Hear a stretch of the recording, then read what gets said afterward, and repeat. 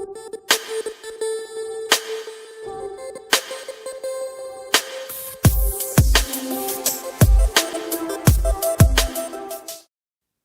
guys! Kumusta? Ang project natin ngayon ay kung paano gumawa ng 3D origami modules, kagaya ng inyong nakikita.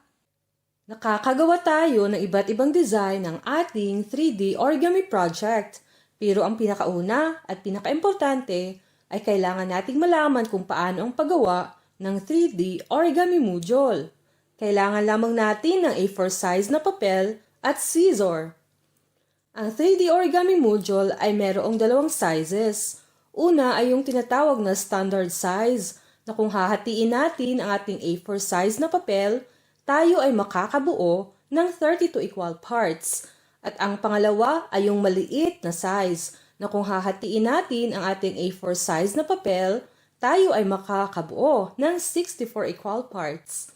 Handa na ba kayong matuto sa pagbuo ng 3D origami module?